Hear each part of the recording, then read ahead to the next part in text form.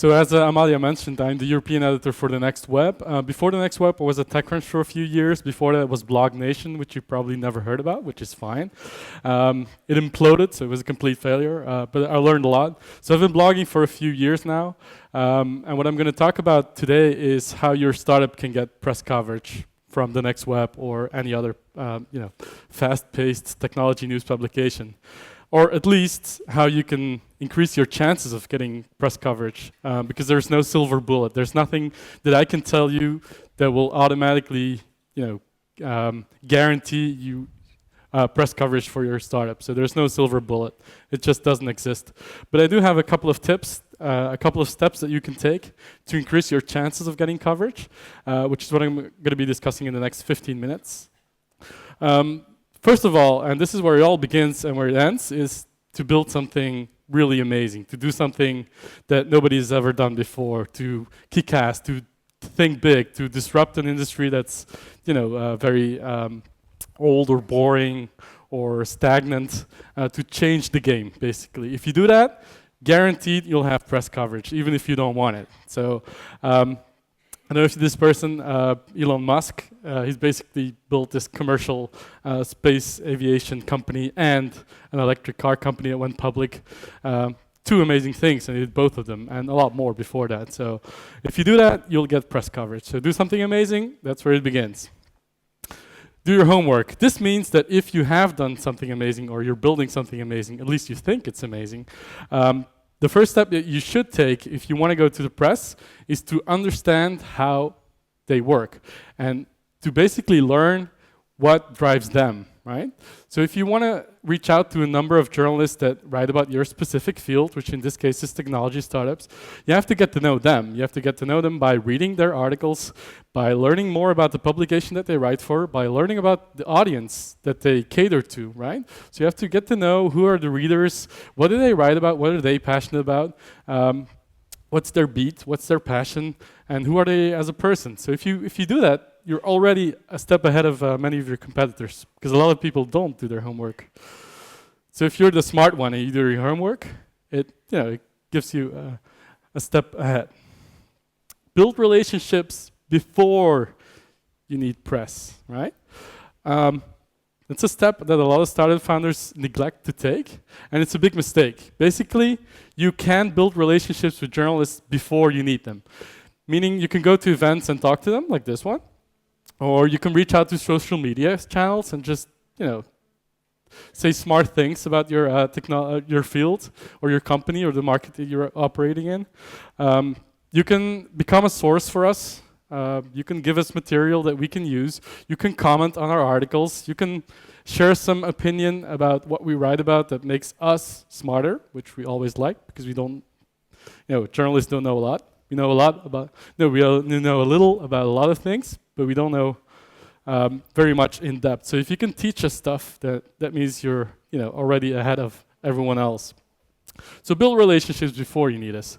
Then the next step is to craft a good story. That means that you need to think about the way that you package your message, right? If you need a PR person or a PR agency to do that for you, or to do that with you, then please hire a very good one and pay them very well, because it's very, very important, right? It's always better if you're the founder or the CEO to do it yourself, because there's no one who can tell the story about your startup as good as you can, right? Only hire PR persons when you really, really, really need them. Crafting a great story is something. There's a lot of books that are written about it. There's a lot of presentations that you can look up online. But I always like to compare it to a good joke. I'll let you read it because it's one of my favorite jokes.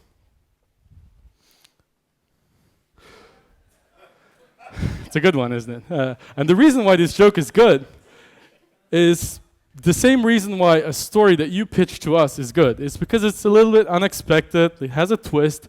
It's out of the ordinary. It's sized just right. It's not too long. It's not too short. It's relatable. Everyone knows what this is about. It's compelling to share. Stuff like that. Good joke, good story. This is my inbox, right? Email. But it's a lot more than email. This is my typical day is like this. It's kind of email, it's Skype, it's Facebook messages, it's There we go. It's people calling me on the phone. It's Twitter direct messages or public. It's Viber. It's meeting people in person. It's a drink. I drink a lot, obviously. So, face-to-face meetings at events or other occasions. RSS, which used to be Google Reader, it's now Feedly. At least for me it is. It's other sources of information, newspapers, other blogs, other news sites. So this is my inbox, right? Text messages. So I don't have one inbox, I have a lot of inboxes. So I have a lot of incoming information. Crafting a good story and telling us a good story is a great way to get out on top of the pile. Because we get a lot of stupid stuff. Right? We get a lot of PR pitches that are really not meant for something like the next web. Or we get a lot of long, winding emails that don't get to the point until the third paragraph or the fourth. And we don't even get there. You have to start off on the right foot. You have to package it really well, message it really efficiently, and it helps you a lot. We're very good at filtering. That means that every time you tell us something that's bullshit, you're deleting this, you're the next generation this, and you're revolutionary, and you're disruptive, and you're innovation, and blah, blah, blah. We filter it out. We just don't care. We stopped reading words like that a long time ago because we read them too many times, right? So we get to the point of your emails really quickly. So try and get the information that we need in them. It's always helpful. People always ask me, what's a good pitch? What's a good way to pitch you? Or what's the worst pitch you've ever gotten? And it's very hard to answer because the reality is we get a lot of mediocre pitches. We only get like a few great pitches and a few bad ones every day. I don't even remember the mediocre ones, right? If you're a bad pitch, at least I will remember. Or I will tell someone, or whatever. If you have a great pitch, then you come out on top because there's so few of them every day. Lots of mediocre ones. Ground rule: the fact that you exist is super nice for you, and your customers, and your parents, and your friends, and maybe your girlfriend or your boyfriend. It doesn't mean anything to us, really. We don't really care if your startup exists, if it's very successful, if it fails. It doesn't change anything for us. There's 100 stories every day incoming. The fact that you exist is not news. People, when they reach out to us, we're a technology news site with a large audience. What they see is, oh, it's a site, technology, large audience.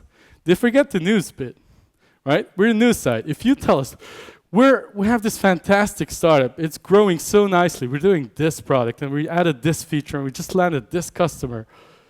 I go back and I say, that's awesome. Where's the news? And people go blank, and they say, well, the news is that we're awesome, and that we just landed this customer, and we're growing really nicely. I said, that's not news. News is, just giving us an angle. You've raised funding, you've landed this customer, and you stole him away from a very big company, or you disrupted this one. This one big company is really hurting because of you. Stuff like that, something, an angle, right? So that's what makes us care, right? A couple of things that we really like as journalists. Some tips that can help you get on top of the pile.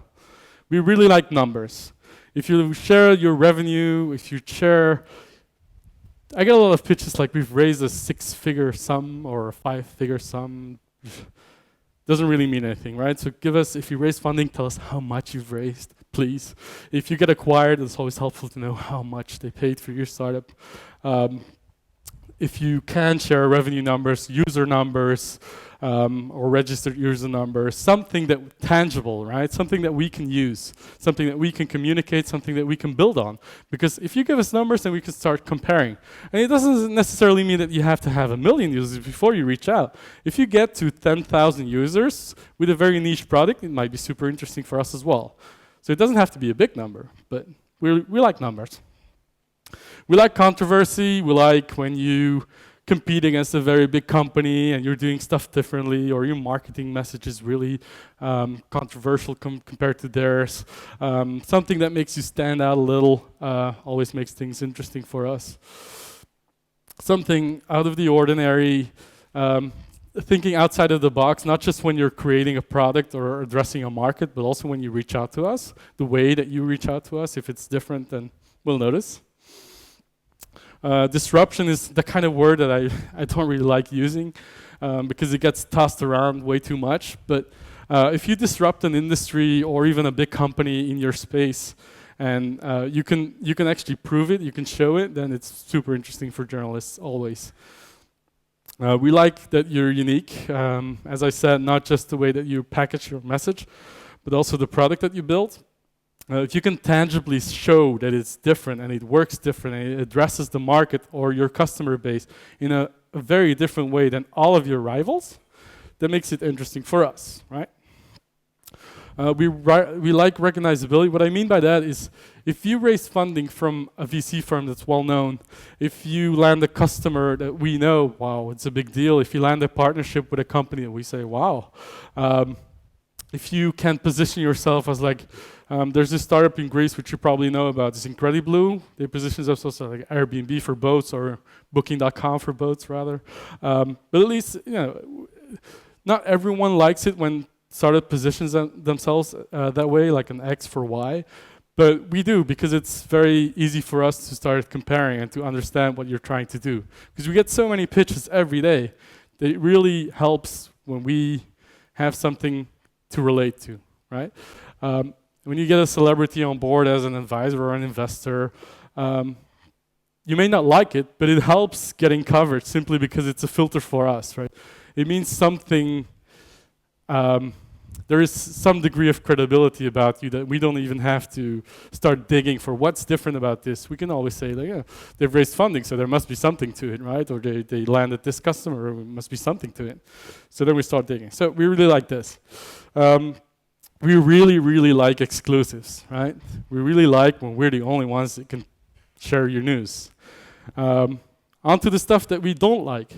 We really don't like exclusives when you give them to the other guys. So it pisses us off, right? So when you give exclusives to us, realize that you're probably going to piss off the other guys.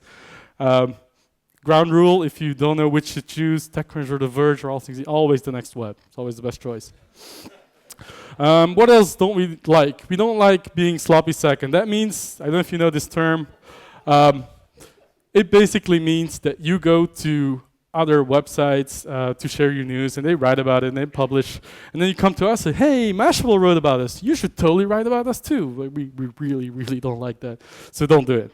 Give us a fair chance of getting coverage first, whether it's through embargoes, which we also really dislike, but give us a fair chance, or give us the exclusive, or give us at least, you know, some degree of uniqueness, an interview, some facts and figures that you didn't share with the other ones. But don't like treat us like a sloppy second. And if you don't know the term, look it up. All right. What else don't we like? Boring story. It seems like a bit of a given, but it's really not, because every time that we get an email that starts like we're leading this photo sharing app, or we have like a revolutionary filtering for mobile photos, we blank out, delete next email. Try and be a little bit creative in the way that you package your message. Be creative in the way that you tell your story. Be creative in the way that you write your email. By the way, it doesn't really hurt if you ask a journalist beforehand how they want to be contacted. If they don't like phone calls, don't call them. If they really, really are very open about the fact that they don't like email, they don't read emails, and try and find a different way of reaching out to them. If you see that they're very open about engaging with startup founders or entrepreneurs or investors on Twitter or Facebook, then try that way, right? But be a little bit creative, not just in the way that you reach out, but also what you say, right? Don't be boring. Easy, right? What else don't we like? We don't like being lied to.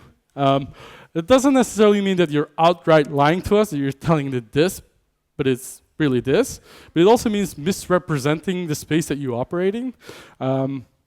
Saying that we're attacking this $80 billion industry or market, and then we do some research and we find out it's really not that big. Or you say you operate in this and this country, but it's really not true because it's like partnerships. Small stuff that really ticks us off, right? If we find out anything that you deliberately misrepresent, then we will not write about you, or we won't write about you in the future either if it's really bad. So don't misrepresent, don't talk bad about your competitors because it makes you look really bad. Just try being honest and tell us about your product that we can test it, that we can see what's really different about it. It's much better approach. Oh, sorry. We don't like hyperbole. This is the part that I actually already mentioned. Using words like revolutionary, we're innovative. What does that mean? It doesn't mean anything. Read every press release. There's this thing called press release wires, where you can go look up the news of the day, right? So 8 a.m., 8:30 a.m., 9 a.m. You see this whole bunch of press releases come out. Some of them technology companies, some are not. But go read them and you'll find the word leading in 90% of the cases in the first paragraph. We're the leading this. We're the top this. We're revolutionary. We're groundbreaking. We're award-winning. It doesn't mean anything. We filter out those words. And everyone else does. It's not just me, trust me. So we don't like hyperbole. We don't like being viewed as tools, which is very important. Because a lot of startup founders go, we need more users, or we need to land this customer, or we need to finally sign this term sheet with this investor. So we'll go to the press, and then we'll get coverage, and then this will happen. It doesn't really work that way. It has to be a two-way relationship. If you do something for us, then we might do something for you. If you become a source, then we might be interested in writing about you. Don't look at us as another tool in the tool set. We don't like time wasters. I think I've already talked about this, but don't make your emails too long. Don't write about your life story. Don't tell us where you were born and what you did as a student and blah, blah, blah. Doesn't really interest us. Get to the facts as quickly as you can, and then we'll take it from there. If we need more information, we'll ask for it. Also, the other way around. If you give us something really interesting, but we have to go back to you and ask, like, yeah, but you forgot to mention who your team is, or you forgot to mention who your investors are, or you didn't include any screenshots of your new product, or you didn't give us a demo video so we can at least see what the product that you haven't launched yet is all about, right? Because people will come up to us and say, like, we're launching this super, super nice app, and it works like this and this and this, and they don't give us an opportunity to test it. They don't give us a way to actually see it on video. They don't give us screenshots so we can know at least what it looks like. It's a huge waste of time. And if you get as many emails or incoming sources as we do, it's really bad. What else don't we like? We don't like clingers. That means, I don't know if you know this girl as overly attached girlfriend. If any of you are on Reddit, you know her.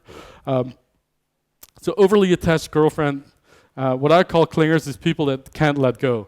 They'll send us an email, we don't respond, or we say, like, we're not interested, and they keep on trying, and they keep on convincing us, like, hey, we'll give you a unique angle, you can interview us, or this and this. No. If we say no, or we don't respond, take a hint, move on. Until you have some news again, try again, right? But don't keep trying. It really pisses us off. In summary, because I'm 20 seconds, kick ass, understand what we do, tell us a good story, be authentic, and don't be a dick. Thank you.